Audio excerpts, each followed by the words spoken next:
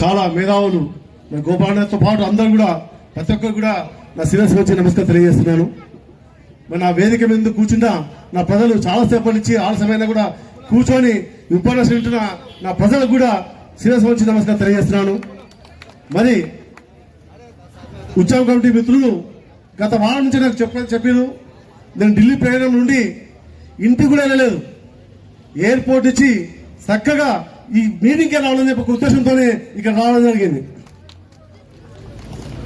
కాబట్టి ఈ జయంతిని ఒక పండుగలాగా ఇంతకుముందు శంకరన్న గారు చెప్పారు, కుల మతాలకు అతీతంగా, పార్టీలకు అతీతంగా, మరి ఎంతో రాజకీయంగా అతీతంగా అందరూ కూడా జరుపుకునే పండుగ ఒకే ఒక పండుగ మా డాక్టర్ బిఆర్ అంబేద్కర్ గారి పండుగ అని చెప్పేసి సభాముఖంగా చెప్తున్నా.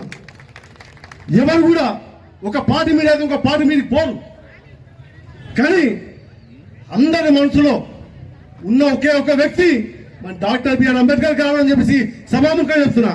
ప్రతి పార్టీ వారు కూడా ఈరోజు దండేసిపోవాలంటే ప్రతి ఒక్కరు ఏ పార్టీలు వేరైనా, కులాలు వేరైనా, మతాలు వేరైనా కూడా ఈ రోజున ఒక వేదిక మీద కూర్చొని మాట్లాడే వ్యక్తులే మన అంబేద్కర్ పండుగ రోజు కూర్చుంటారని చెప్పి సభాముఖంగా చెప్తున్నా. మరి అంబేద్కర్ కోసం చాలా గొప్ప అవసరం ఉంది, కానీ పెద్దలు ఇప్పటికే చాలా వరకు అన్ని విషయాలకు క్లుప్తంగా చెప్పారు. కాబట్టి దాని జోలి పోకుండా మరి కింది స్థాయి నుంచి ఏ విధంగా పైకి పోయినామంటే డాక్టర్ బిఆర్ అంబేద్కర్ గారు లేకపోతే ఈ రోజు నా ఢిల్లీ ప్రయత్నం కూడా ఉండేది కాదని సభాముఖంగా చెప్తున్నా. మరి చిన్నగా ఒక తెలంగాణ సర్కార్ సంఘం ద్వారా ఫస్ట్ యాప్ల సంఘంలో మరి ఒక అధ్యక్షంగా ఉండి మరి రాష్ట్రానికి ఒక తెలంగాణ సర్కార్ సంఘానికి ఒక రాష్ట్ర అధ్యక్షుడిగా దేశానికి ఈరోజు ఉపాధ్యక్షుడిగానే పనిచేస్తున్నారంటే ఆయన ఇచ్చిన స్ఫూర్తి అని చెప్పేసి సభాముఖంగా చెప్పడం జరుగుతుంది. ఆయన ఇచ్చిన ధైర్యం అని చెప్పి సభాముఖంగా చెప్తూ జరుగుతుంది. ఎందుకని చెప్తున్నారంటే ఆయన ఇచ్చిన రాజ్యాంగం మరి లేకపోయింటే మరి ఎంతో అవమానం వచ్చే పరిస్థితుంది. గతంలో చిన్నతనం నుంచి చూస్తున్నా, అప్పటికి ఇప్పటికి కూడా మొత్తం చదువుకున్న యువకులు మొత్తం వచ్చి ముందు తీసుకుపోయే దిశలో అంబేద్కర్ ఆశయాలను మొత్తం కూడా గతంలో కొంతమంది చేసేవాళ్ళు. ఇప్పుడు యావత్తు ప్రపంచ దేశాలు కూడా మొత్తం కూడా మన ఈరోజు మన అంబేద్కర్ పండుగ చేస్తున్నాం. కాబట్టి మిత్రులారా, నేను కింది స్థాయి వచ్చిన వ్యక్తులు మీ అందరు కూడా దేశ వ్యక్తే. ఇక్కడ గత 35 సంవత్సరాల నుంచి మా శంకరతో పాటు అందరితో పాటు కూడా ఇక్కడ పనిచేసే వ్యక్తులు చాలా మంది ఇక్కడ మన మిత్రులు ఉన్నారు. ఈ ఊర్లో 18 గుడిసెలు ఉన్నప్పటికీ కూడా నేను ఇక్కడ ఉన్నానని చెప్పేసి సభాముఖంగా చెప్తున్నా. ఎంతో కష్టాలకు నష్టాలకు ఈరోజు జవహర్ నగర్ తయారైంది. ఎంతో మంది మేధావులు ప్రాణత్యాగాలు కూడా ఇక్కడ చేసారు. ఈ జవహర్ నగర్ ఉట్టిగా తయారు కాలే. ఎన్నో బుల్డోజర్లు వచ్చినాయి, ఎన్నో జేసీబీలు వచ్చినాయి, ఎంతో మంది పుస్తకాలు అమ్ముకుంటే ఇల్లు కూల్చి పోయిన రోజులు ఉన్నాయి. అన్ని గత ప్రభుత్వాలు ఇప్పటి ప్రభుత్వాలు అన్ని కూడా అన్నిటికీ కష్టాలకు సుఖాలకు అందరూ కూడా ఐక్యంగా ఉండి ఒక వేదిక ఉన్న వాటికనే ఈ రోజు ఇంత పెద్ద జవహర్ నగర్ అయిందని చెప్పి సభాముఖంగా చెప్తున్నా. జవహర్ నగర్ పుట్టిన పంచి ఈ రోజు వరకు కూడా మొత్తం నాకు జవహర్ నగర్ కోసం మొత్తం ప్రతిదీ కూడా కృతజ్ఞత నాకు తెలుసు. ఎంతో కష్టాలకు నష్టాలకు ఈ రోజు మా జవహర్ నగర్ తయారు చేసుకున్నాం.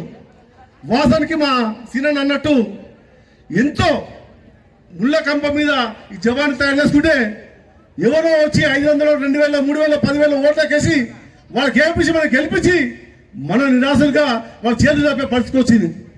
కాబట్టి మిత్రులు ఈరోజు వేదిక మీద ఎస్సీ, ఎస్టీ, బీసీ, మైనార్టీ అన్ని తెగల వాళ్ళు, అన్ని కుల సంఘాల వాళ్ళు, అన్ని పార్టీల వాళ్ళు కూడా ఈ వేదిక మీద ఉండి మాట్లాడుతామంటే రాబోయే ఎలక్షన్లో ఖచ్చితంగా అందరూ కూడా ఐక్యంగా ఉండి మన జవాన్ ఇచ్చే ఒక ఎమ్మెల్యే ఎందుకు కావద్దు. గత 35 ఏళ్ళ నుంచి ఇక్కడ కష్టపడుతున్నాం. ఎవరో వస్తే 500 వేలకు ఓటుకు వదిలిపోయినాం. మా జవాన్ బాగా చేసుకున్నాం. మా జవాన్ అని ఒక కార్పొరేషన్ కాదు, మరి ఒక మేక్ ఇన్ ఇండియా లాగా చేసుకోవచ్చు. ఎందుకంటే అంత పెద్ద జనం ఉంది ఇక్కడ. ఏ ఎమ్మెల్యే గెలవాలన్నా, ఏ ఎంపీ గెలవాలన్నా కూడా జవాన్ మీద డిపెండ్ అవుతున్నాం. ఎందుకంటే నేను చిన్నప్పటి నుంచి ఇంత మాట్లాడపోయేవాడిని. నాకు మాట రాకపోయేది. నేను యాప్రాల్లో మా సిపిఎం పార్టీ వారిని తరలించి మా బాల మనుషుల మీటింగ్ పెడితే క్లుప్తంగా 2 గంటల సేపు మాట్లాడుతున్నా. ఆ 2 గంటల సేపు మాట్లాడి నేను చెడ్డీ వేసుకొని, కాకి చెడ్డీ వేసుకొని ఆ మీటింగ్ ఆయన స్పీచ్ ఇవ్వాలి. ఈ రోజు ఇండియాలో పోయి మాట్లాడుతుంటే వాస్తవానికి నేను బాల మనసుని స్ఫూర్తి అని చెప్పేసి సభాముఖంగా చెప్తున్నా మీకు. అంటే కష్టాలు నష్టాలు ఇప్పుడు అందరూ కూడా ఇక్కడ కొంతమంది వెళ్ళిపోతున్నారు. వింటనే అర్థమవుతుంది. ఆ రోజు వేదిక కింద నేను విన్నా కాబట్టి ఈరోజు వేదిక మీద ఉండి మాట్లాడుతున్నా. ఈరోజు తెలంగాణలో కాకుండా ఇండియాలో పోయి మాట్లాడుతున్నా. అంటే ఆ రోజు బాలమల్లేశన్న స్పీచే నా స్ఫూర్తి అని చెప్పేసి మళ్ళొకసారి చెప్తున్నా.